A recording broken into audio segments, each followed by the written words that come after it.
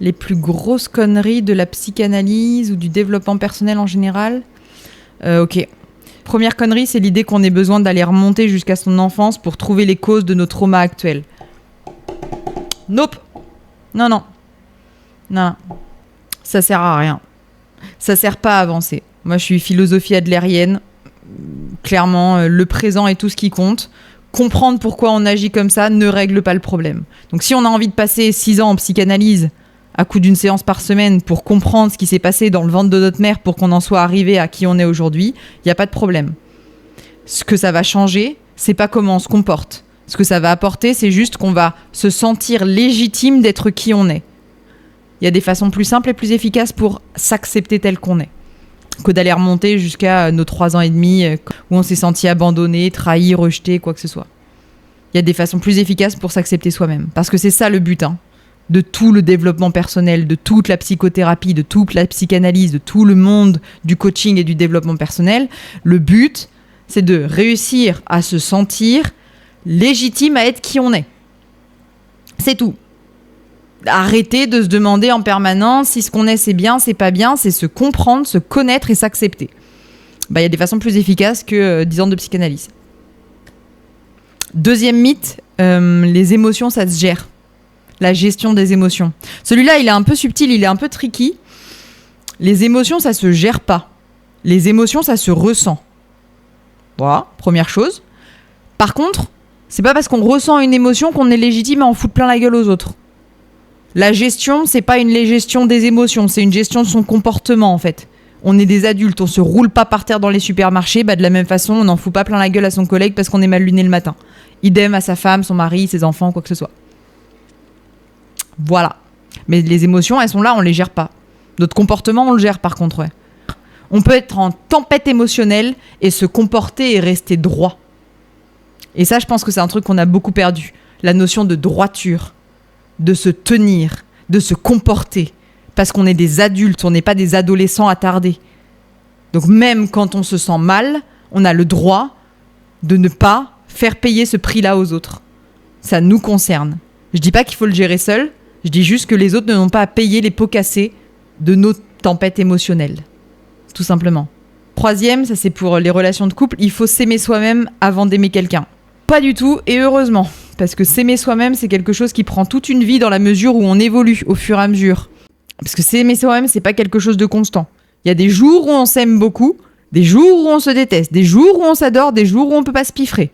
Donc s'aimer soi n'est pas un prérequis pour faire quoi que ce soit dans la vie. Donc faut croire que c'est la solution à tout. Non. C'est quelque chose qui est sympa à vivre, effectivement. Mais c'est pas une solution ni un remède miracle. Et c'est pas nécessaire pour aimer quelqu'un. Évidemment que si on est à l'autre extrême et qu'on se déteste, qu'on a une estime de soi pourrie, une confiance en soi pourrie, évidemment qu'on va être plutôt, en général, attiré vers des personnes qui sont pas les meilleures et les plus saines pour nous. Mais entre ça et être en full amour de soi, encore une fois, il y a un spectre, il y a plein d'étapes entre-temps. Et il n'y a pas besoin d'être dans un amour inconditionnel de je sais pas quoi pour pouvoir avoir des relations de couple épanouies. Même plutôt, à la limite, l'inverse. Vaut mieux apprendre à danser sous la pluie quand on est en couple. Vaut mieux apprendre à gérer les tempêtes. Vaut mieux apprendre à savoir se tenir même quand ça va mal. Donc, s'aimer inconditionnellement, oui, non, enfin, ça... On laisse ça... on laisse ce mythe-là à ceux qui veulent y croire, mais... Mis à part le New Age et les techniques Montessori, je suis pas sûre qu'il y ait grand monde qui croit à cette notion d'amour inconditionnel entre les personnes. Peut-être de parents à enfants, et encore, j'aimerais bien qu'on définisse inconditionnel. Pas sûr. Quand je vois... L'impression qu'il y a pas mal de personnes pour qui c'est conditionné quand même. Que leur enfant, il les aime, mais il a quand même pas intérêt à faire ci, ça, ou être ci, ça. Donc bon. Moi, j'aime bien l'idée, je trouve ça très beau de se dire qu'on s'aime inconditionnellement. Mais je crois pas que ce soit nécessaire, et tant mieux parce que je suis pas sûre que ce soit accessible non plus. Même si c'est le but, évidemment, on peut tendre vers ça, mais je crois pas que ce soit nécessaire. Numéro 4, quand on aura travaillé sur ses blessures, ses traumas, quand on aura bien déblayé tout ça, on ira mieux. Non, pas du tout. C'est pareil ça, c'est la moitié du chemin. Faut avoir enlevé suffisamment de couches pour qu'on se rende compte qu'en fait, on n'aura jamais fini ce travail et qu'on peut s'aimer indépendamment de ça. Qu'on n'a pas besoin d'être parfait, d'être réparé, d'être guéri, d'être détraumatisé, d'avoir réussi à transcender telle ou telle blessure, d'être sorti des 5 blessures de l'âme, d'avoir réglé son problème d'abandon, de dépendance affective, etc., pour pouvoir avoir une vie épanouie, agréable, en paix avec soi-même et avec les autres. Et heureusement, encore une fois, parce que des traumas, parce que la vie va nous apporter son lot d'épreuves. Donc si à chaque fois il fallait retomber du début, on va pas s'en sortir. Et il y a des choses qu'on réglera pas, hein. Et il y a des choses qu'on n'a pas besoin de régler. Enfin, il y a des traumas qui font partie de notre identité. Toute notre personnalité est construite sur les manquements de nos parents, de notre éducation, de notre société. Nos mécanismes de défense sont partie prenante de qui on est quand même. Nos défauts, c'est nos mécanismes adaptatifs de quand on était petit. Donc, il y a un moment donné, si on veut tout guérir, tout machin, on va juste se couper d'une partie de qui on est. Et on va pas la rendre plus jolie, on va juste la mettre sous le tapis. Donc, pourquoi ? Peut-être, ouais, que Jean-Paul, il est insupportable parce qu'il fait des blagues de beauf et que il rigole un peu gras quand il entend une blague de cul à la télé. Bah ouais, mais en fait, peut-être que c'était sa seule façon de se sentir intégré dans son quartier quand il était petit, en fait, avec ses petits copains. Bah, ça fait qui il est. Peut-être que tout le monde aime pas Jean-Paul. Mais est-ce qu'il devrait changer, devenir qui, quand, comment, pourquoi ? Pas sûr. Peut-être qu'il y a des gens qui adorent Jean-Paul pour ce qu'il est, justement. Et c'est ça le but, s'aimer pour qui on est, avec nos défauts dedans. Quand on a compris que nos défauts étaient aussi des qualités, on arrête d'essayer de se changer. On s'accepte tel qu'on est et on se fout la paix. On se fait confiance et on se fout la paix. C'est ça le but, hein. C'est ça la paix intérieure, hein. C'est juste se foutre la paix. Littéral. Pas plus compliqué. C'est tout. Y a pas de miracle. Se foutre la paix, se lâcher les basques. Le 5, celui-là il va faire mal. Croire que gagner en compétences va nous faire éviter les conneries, la souffrance, les erreurs, les relations malsaines et quoi que ce soit. Non. C'est pas plus on apprend des compétences de gestion émotionnelle, de communication non violente, de respiration, de gestion du stress, de sophro, de méditation, de canaliser ses énergies, canaliser ses pensées, etc., qu'on va éviter la vie, hein. Pas du tout. Ça, c'est l'illusion qu'on se raconte pour croire qu'on va pouvoir échapper aux douleurs, aux emmerdeurs, aux drames. Non. Pas du tout. La seule façon d'éviter les emmerdeurs, les relations toxiques et compagnie, c'est d'être tellement au courant de qui on est, tellement connecté à son instinct et à ses tripes, qu'on les sente arriver à 1000 bornes et qu'on les évite dès qu'on en a l'occasion. Et s'ils insistent, qu'on les rembarre. C'est tout. Et ça ne requiert absolument pas de compétences. C'est pas quelque chose qui s'étudie. C'est au contraire sortir du mental pour se reconnecter à ses tripes. Parce qu'il n'y a pas une seule personne qui a vécu avec un pervers narcissique, un manipulateur ou je sais pas quoi, qui n'avait pas depuis le début senti qu'il y avait un truc un peu bizarre. On a toutes senti depuis le premier jour qu'il y avait un truc qu'on sent. On savait pas vraiment comment le définir, mais qu'il y avait un truc qui était un peu bizarre, qu'on sentait pas. Et puis très vite, on l'a mis sous le tapis. Et ça a été notre erreur. Et c'est ça qu'on a payé très cher derrière. Et pour toutes les relations de couple, c'est pareil. D'ailleurs, moi, je fais ça tout le temps avec mes amis et ça les rend folles. Dès les premières semaines de couple, vous savez quelle sera la raison de leur rupture. Tout est écrit dès le départ. Vous le savez. Qu'est-ce qui énerve les gens et qu'est-ce qu'ils décident de ne pas voir. Souvent, c'est la même chose. Oui, il est un peu nanana. Ouais, c'est vrai, il est un peu chiant, il est un peu possessif, mais bon, ça va, je comprends, c'est sa culture. Oui, bien sûr, mais ça, dans 5 ans, tu vas le lui reprocher, en fait. Et vice-versa. Oui, bon, c'est sûr, elle fait un peu la fête, mais bon, pourquoi pas, elle a le droit de sortir. Enfin, c'est normal, c'est son âge, et puis bon, ça ira. Ouais, ça, tu vas le lui reprocher, toi, dans 5 ans. Le moment où on voit un comportement qui, pour nous, est un red flag, et qu'on décide de ne pas s'écouter, et de mettre ce truc-là sous le tapis, et de plus en parler, ce truc-là, il reviendra nous exploser à la figure, et ce sera la raison de la fin de notre couple. Dans quelques années, quelques mois, quelques semaines, peu importe. Tout le temps. C'est écrit dès les premières semaines. Si on sait lire une relation de couple, c'est écrit dès les premières semaines. Celles qui sont pas faites pour durer, on le sait dès le début. Et tout le monde le sent. Le point commun entre toutes les personnes manipulatrices, c'est qu'elles nous font nous sentir légèrement mal à l'aise. Souvent, c'est très compensé par énormément de beaux discours, des choses qu'on veut entendre, du love bombing et compagnie. Mais il y a quand même en nous un truc qui est pas complètement à l'aise. On sait pas vraiment pourquoi. On a l'impression qu'avec cette personne-là, on sait pas vraiment sur quel pied danser. Et ça, prof de psycho de 4e année, elle nous disait tout le temps, ça, c'est le signe d'une manipulation en cours. Tout le monde est capable de le ressentir si on est un tant soit peu connecté à ses émotions. Sauf que si on est en permanence dans l'analyse de comment on se sent, pourquoi on se sent, qu'est-ce qui se passe et est-ce qu'on n'est pas en train de nanana, on est coupé de ses instincts, on est coupé de ses émotions et tous ces signaux-là, on passe à côté et on se met justement avec des personnes qui sont pas saines. Parce qu'on est coupé de ce qui nous protège, surtout en tant que femme, notre instinct. Je crois qu'en tant que femme, en tant que femelle de l'espèce humaine, on a un instinct, une intuition qui est inhérente à qui on est né avec. Je pense même qu'on peut la localiser dans notre utérus, ou à l'endroit de l'utérus en tout cas. Et ce truc-là, si on le suit, il nous protège à énormément de niveaux. Il nous protège des endroits dangereux, il nous protège des personnes dangereuses, il nous protège des situations de danger. Moi, j'ai voyagé comme ça en Amérique du Sud pendant des mois solo, juste avec mes tripes. Si je sentais pas quelqu'un, si je sentais pas un endroit, si je sentais pas une situation, je me barrais fissa. Je crois que c'est pour ça qu'il m'est jamais rien arrivé. C'est pas une histoire de bonne étoile ou quoi que ce soit, c'est une histoire d'instinct. Et à force de vouloir tout suranalyser en tant que femme, tout comprendre, tout voilà, on se coupe de ce pouvoir, de cette puissance-là, qui est vraiment une feuille de route, qui est vraiment une boussole intérieure parfaite. Allez, un dernier pour la route, le 6e mythe, tout arrive pour une raison. Je pense que ça, c'est une façon de relativiser qui est fausse.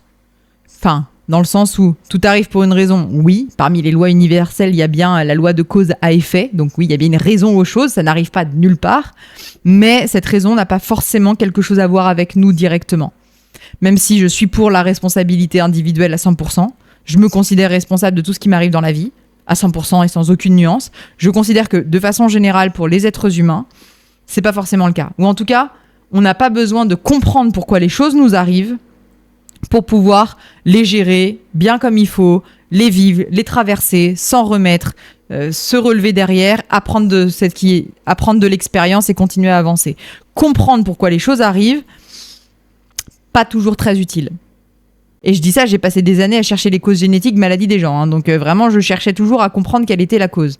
Mais je me souviens aussi de ce patient qui avait 30 ans, un cancer colorectal d'emblée métastatique, carabiné.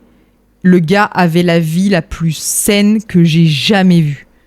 Il vivait dans les montagnes, en pleine nature. Le gars était berger. Il mangeait que du bio, que du local. Il mangeait bien, il mangeait régime méditerranéen, le top du top de ce qu'on recommande. Il vivait pas avec son téléphone branché sur lui en permanence. Il avait pas une vie particulièrement stressante. Il faisait du sport de par son activité professionnelle et en même temps c'était un sportif, il adorait ça. Le gars, il était jamais malade. Il avait pas eu de choc émotionnel. Il s'était rien passé de dramatique dans sa vie. Il y avait rien eu. Il y avait pas eu de drame, il y avait pas eu de décès, il y avait... Hein ? Et 30 ans, cancer colorectal. Et là, pour trouver la cause, mis à part la génétique qu'on a cherchée et qui est revenue négative, et on a cherché partout, et on a cherché partout dans son ADN, parce que pour le coup, c'était quand même un cas extrêmement précoce et en plus inexplicable par le mode de vie. On n'a jamais rien trouvé.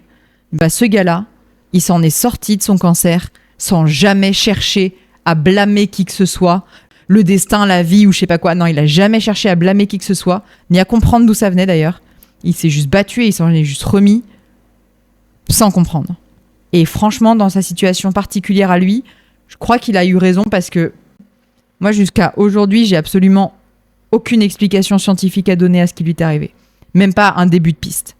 Donc parfois, comprendre pourquoi les choses nous arrivent, ça sert à rien. Les choses nous arrivent parce que la vie nous fait morfler en tant qu'humains et que c'est comme ça. On est les humains, du coup on morfle, ça fait partie du package. Comprendre pourquoi. Parfois c'est utile pour éviter de répéter les mêmes erreurs, c'est sûr. Quand on est vraiment dans des situations qu'on maîtrise. En fait, je crois que la majorité des situations dans la vie, elles sont pas complètement maîtrisables par nous. C'est pour ça que être dans le surcontrôle, c'est un peu vain et c'est débile. C'est débile et ça marche pas. Parce qu'en fait, on ne contrôle rien, on contrôle pas les autres gens, on contrôle pas le climat, on contrôle à peine la qualité de ce qu'on mange. En tant qu'individu dans notre vie à nous, notre contrôle, il est rikiki. On contrôle déjà à peine ce qu'on pense. Alors imaginez le reste. C'est pour ça, je crois que l'une des façons de vivre en paix, c'est d'arrêter de croire qu'il faut qu'on anticipe tout en permanence. Les choses arriveront, pour une raison ou pour une autre. Si elles n'arrivent pas par la porte, elles arriveront par la fenêtre. En gros, c'est ça. Si ça doit nous arriver, ça nous arrivera. Et dans cette fatalité-là, il y a quelque chose d'extrêmement relaxant, d'extrêmement tranquillisant. Si ça arrive, je serai là. Et je vivrai le truc. Et je m'en remettrai parce que je suis un être humain et que je suis faite pour ça. Ça, c'est de la confiance qui permet d'avancer sereinement dans la vie. Évidemment, on ne devient pas maso, on n'est pas à la recherche des traumas. Mais on n'est pas non plus dans une sorte de fuite mentale, dans une fuite permanente et d'esquive tout le temps de tout ce qui pourrait éventuellement... Non, pas du tout. Moi, je suis partie en sac à dos en Amérique du Sud. Quand j'ai eu envie d'aventure, je me suis acheté un van, j'ai traversé le continent. Je me suis pas cachée derrière des excuses pour pas faire les choses parce que tu comprends, c'est compliqué, et puis je suis une femme, et puis je suis toute seule, et puis machin, et puis on sait jamais. Non, j'ai juste fait les choses, et puis si jamais il se passe un truc, comme un embrayage qui pète sur la côte nord équatorienne, qui est l'un des endroits les plus dangereux du pays, bah voilà, on fait face. On fait face, et on s'en sort, parce qu'on est des êtres humains. Et il s'agit pas d'avoir de la chance, il s'agit juste d'avoir de la jugeote, du bon sens et de l'instinct. C'est comme ça. Et j'aurais jamais pu le prévoir et j'aurais jamais pu anticiper. Et tant mieux parce que sinon j'aurais jamais rien fait. Et je suis ravie de pas avoir suranalysé 40 fois et si jamais, non. On vit, on se lance. On monte dans le van, on démarre, on avance et on verra bien où ça va. La vie n'est pas une feuille de route bien tracée. C'est pas un itinéraire TripAdvisor. La vie, c'est ce qui se passe en dehors des sentiers battus. La vie, c'est ce qui se passe en dehors de notre petit programme. La vie, c'est ce qui se passe quand, justement, on n'a pas tout prévu et que cette rencontre, ce détour, cette ruelle qu'on a pris alors qu'on aurait dû tourner de l'autre côté, ce café dans lequel on rentre par inadvertance parce qu'il y a une averse qui tombe et en fait, on se rend compte que c'est le meilleur petit café, petit boui-boui de tout Venise et dans lequel on serait jamais rentré parce qu'on ne l'aurait même pas remarqué. Ça, là, c'est les meilleurs moments. Ça, là, c'est la vie. Et ça ne se prévoit pas. L'amour fou qu'on ressent quand on croise le regard de ce petit bébé qui vient de naître et qui nous regarde avec ses grands yeux, ce truc-là, il se prévoit pas. Hein. Il y a dans aucun manuel, on peut imaginer un truc comme ça, tellement c'est puissant. Ça se prévoit pas, ça. Ça, c'est la vie. La douleur qu'on ressent quand on apprend la mort de l'un de ses parents et le sentiment de perdition que ça génère, ce truc-là, il n'y a pas de manuel pour nous expliquer comment est-ce que ça va arriver et comment on va se sentir. Il faut juste le vivre. Le sentiment de vide qu'on ressent quand tous les projets qu'on avait mis en place se pètent la gueule et que toute la vie qu'on s'était projetée n'arrivera plus parce qu'une rupture, un licenciement, la vie quoi, ça là, ça se programme pas non plus. On peut pas l'anticiper. Il faut juste être là et le vivre. Et croire que comprendre les raisons qui ont amené ça nous fera mieux digérer l'expérience, c'est pas vrai. Ce qui nous fera mieux digérer l'expérience, c'est de la vivre de plein fouet. Ça la rendra plus dense, plus courte et on sortira du tunnel plus vite. Si on cherche à s'arrêter tous les 10 mètres pour regarder ce qui se passe, regarder comment on va pas avancer très vite.